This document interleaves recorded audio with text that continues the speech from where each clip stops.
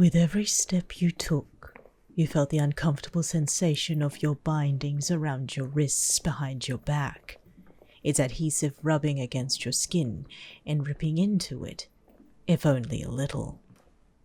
A push of someone's hand forced you to move forward while you walked through the prestigious hallways towards the corporate office of what was once Endeavor's agency. It was the same every time. A nod to the receptionists or the security guard downstairs before the elevator trip up to the topmost floor. Then it was a march down the long hallway towards the end where two double doors stood. You felt lucky you weren't gagged this time. You've even lost count on how many times you've attempted to escape this place. Standing beside you were notorious semi-villains, in your opinion. To your left was a quirk user of great prowess able to travel great distances at the speed of light.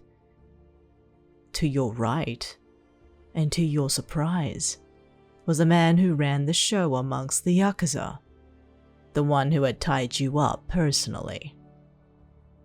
You stifled a chuckle to yourself, imagining what the conversation must have been like when hiring the help to search for you this time, until you felt a tap on your head, silencing you. This was not a laughing matter. The double doors opened into the insanely large open office with its tall windows overlooking all of Musatafu from above, seeing their night lights sparkling as if you swam amongst the stars. There, ahead of you, leaning against the only desk in the room, was the man who ran the agency, changing its operations and only ever going out on the field when needed or when he felt like it. Shouto Todoroki stood with his long hair draped across his shoulder, eyeing you from afar with indifference in his gaze. As soon as you reached the pair of couches in the center of the room, you were forced to your knees with a push of your shoulder, kneeling on the carpeted rug that ran from the door to Todoroki's desk. The sight of the man brought back all kinds of emotion, but mostly fear, while you tried to contain it in your breathing. The scuff of Todoroki's immaculate dress shoes swept across the rug while he approached the two that brought you in, turning his attention to the man beside you. "Were they difficult, Sero?" he asked nonchalantly. "Not at all," replied Sero while he tugged at his tape, pulling your wrists up from behind your back. You grunted through your teeth, feeling the pull against your shoulders. "We didn't hurt them that much," responded the one to your left, their blasé attitude mirroring Sero's. "As long as they're here, that's what matters," responded Todoroki, his lazy eyes staring down at you. "I'll wire the transfer later tonight." "No rush. I know you're good on your word," cheerfully replied Sero before he snapped his tape from his person, leaving your wrists to lay back behind you again. "Come along, Beijinho." With a nod of his head, Sero turned to leave, confident in his nightly work for a simple snatch and grab. His partner turned to follow suit before you looked up at them, stopping them in their tracks. A moment passed while the both of you stared at each other, their cold eyes glaring down at you with a sneer. You hoped that they would remember what everything was like before, a familiar bond from long ago. However, with a twirl of their feet, they turned to leave, following Sero out of the office before the double doors shut behind you. You still knelt on the rug, your eyes cast to the floor while you stared at Todoroki's shoes. His body shifted into view as he knelt down to your level, his pressed suit and pants crinkling tightly against his skin before his hand gripped your chin, forcing your head to turn up to face him. Strands of his long hair covered most of his right, but left the large scar on his left in clear view. He hummed under his breath while he inspected your person, eyeing the condition of your face, your skin, and your body. You did it again, he stated with an arched brow, picking up a letter opener from his desk. At this rate, I may have to put you on a leash.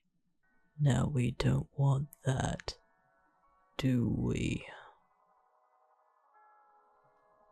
Silence. Todoroki knew this was the way you treated this situation every time, causing him to slightly smirk at the thought. I actually think you're enjoying this, he commented. This whole hide-and-seek business. It's like you want to be found. I don't belong to you. You spoke slowly, causing Todoroki's smirk to tug higher on his lips. Keep believing those words, because you know it's not true. Todoroki swiftly grabbed your bound wrists, forcing you onto your feet, before the cold blunt blade of the letter opener pressed against your neck. Though it had been said that you weren't hurt in any way, shape, or form, it didn't stop the soreness in your muscles from trying to escape. With every movement, you felt them tighten every once in a while, constricting your ability to simply stand at this point. How many times do I have to repeat myself before you understand? All of this, everything I do, is to keep you safe, explained Todoroki, his words lingering next to your ear from behind while the blade trailed down your neck, slowly and carefully against your skin. You made no sound while he toyed with you. It was the same thing every time. If anything, he enjoyed the control he had in this moment. The tearing of tape released you from your bounds, allowing your arms relief from the strain. Red marks marred your wrists. You knew of Sero's reputation to be forceful at times with subordinates. In hindsight, this only proved how lenient he was willing to go, especially for Todoroki. The man you had come to know very well back in UA turned eerily twisted over the years. It came all of a sudden, as if a spell transpired. The choices he made along the way painted a picture of this. His sudden rise to pro-hero status, only to show his merciless nature. His sudden use of his fire quirk and how very little it affected him than it did before. How proud his father was of his rise in fame before he suddenly fell into full retirement out of nowhere. An accident that occurred on the Endor docks.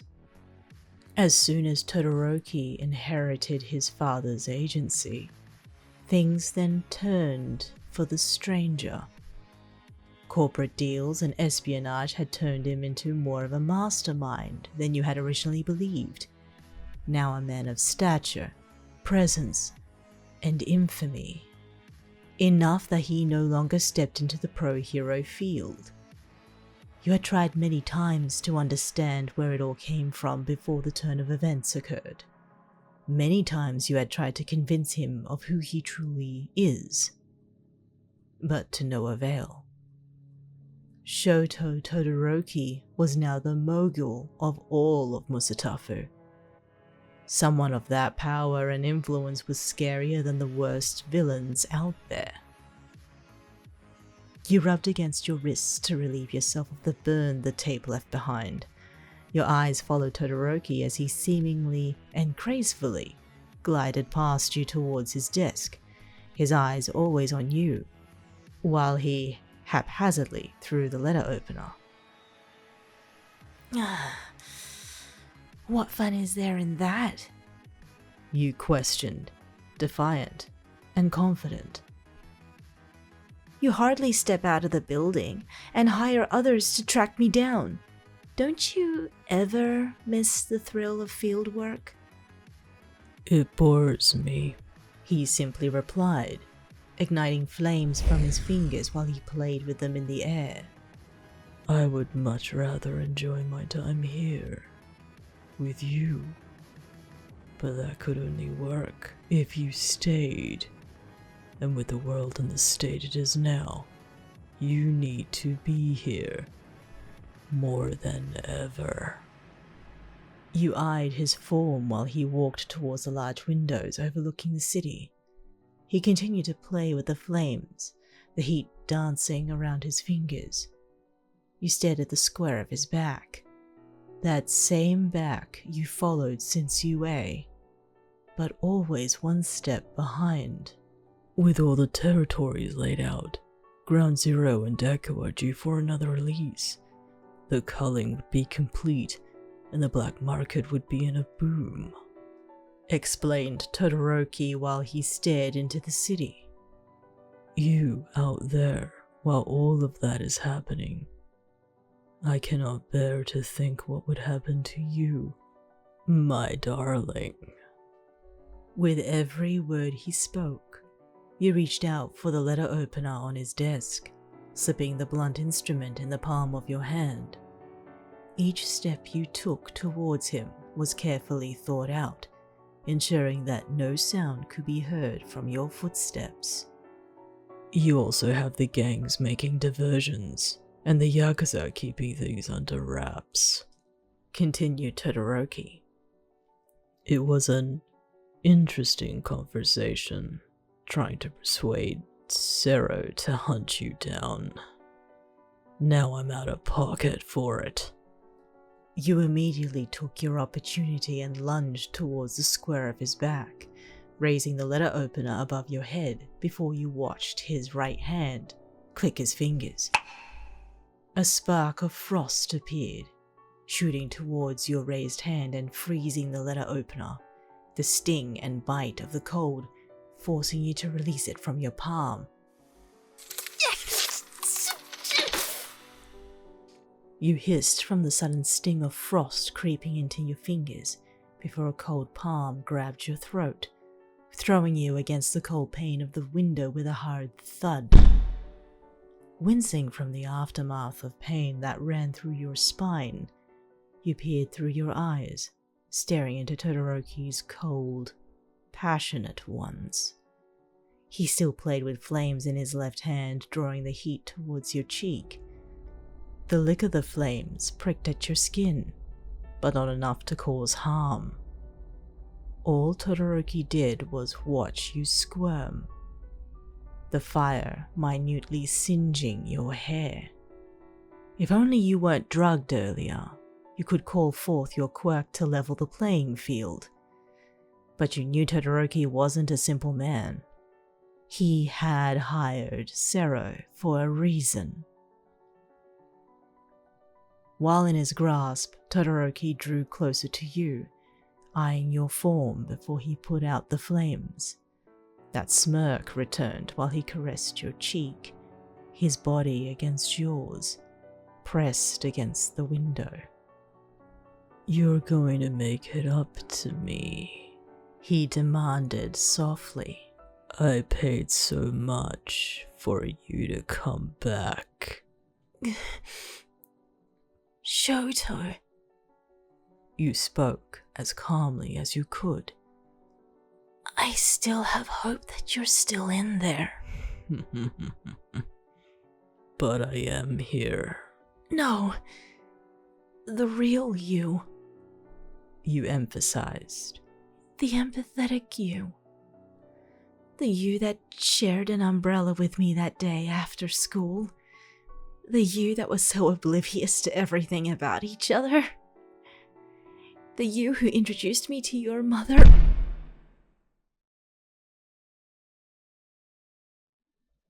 Don't speak about her, he warned, his fist slammed beside your head against the window. You held your breath for a moment, watching every move he made, how tight he held you, how much of his rage dictated his actions. Todoroki had never been an emotional person before, but now they flared as quickly as his quirk. His eyes bored into yours, vibrant, but a glint of malice decorated the rage that swam inside. The scar that he bared for years that you had come to understand gave the malice he held with contempt and fury. He favored this side of him. He gave in to it. His fist released itself from the window, opening its palm to lean against it before he pulled you into him, never releasing you from his grip. As quickly as his frown appeared from your insistence, his smirk returned, eyeing the clothes on your back. I'd punish you for your insolence, but I'd rather not destroy my favorite dress shirt on you. Your eyes widened before you looked down at the clothes you wore, remembering that you were indeed wearing one of his nicer dress shirts. Your escape attempt left you in the building's laundry room, and with the state of the city, you figured redressing and disguising yourself in someone else's clothes would keep you out of people's sights for a while.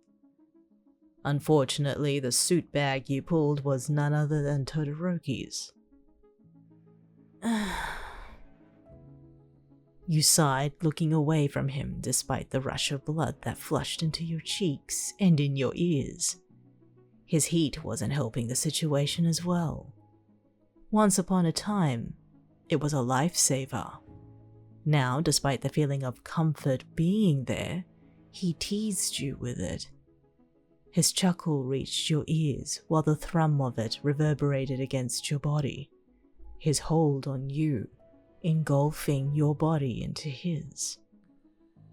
I love you, my darling, he whispered, his breath prickling against your skin. I truly do, but I can't show you all of my love if you keep behaving this way.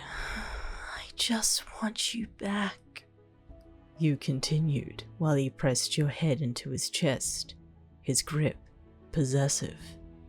Please come back.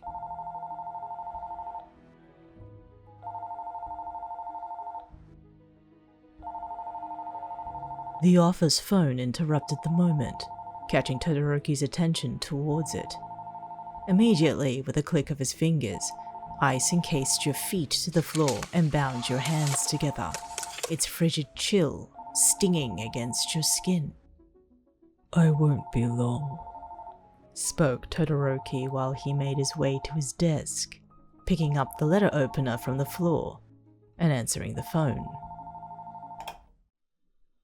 What is it? Todoroki! Crooned a familiar voice over the phone. Did I catch you at a bad time? Not at all, Midoriya, he answered while his eyes fell on yours. Great. I just wanted to let you know that my payments should be wired to you very soon. I hope it's enough to cover for the next quarter. You sound like you're happier than normal. Am I ever? I finally got my little puppet, and it also helped that Monoma needed something of their caliber in his repertoire. 2 birds with 1 stone. Congratulations. I know you don't mean it, but I'm happy to hear those words come from you. Well, that's all for today. Maybe you should come visit. We can have some fun. No, thank you. I have other business to attend to. Okay, but my offer still stands. Come by the neighborhood sometime. With a click, Todoroki hung up the call. It was in his nature now to end calls when necessary. No farewells, no goodbyes. He watched you shiver from the cold, attempting to keep your body small to hold any heat you could muster before a flick of his wrist released you from your icy bounds. You clasped your hands together to bring the warmth back into your fingers before you felt a large pair of arms engulf you from behind, the heat returning tenfold. The brush of his long hair tickled your neck while he laid his lips against it. It was moments like this that made you wish it was him, the old him that would be nonchalant and aloof. But this Todoroki, the one now who tightened his grip around you like a vice, held you with a passionate, possessive hunger. Stay with me, my darling. You still owe me.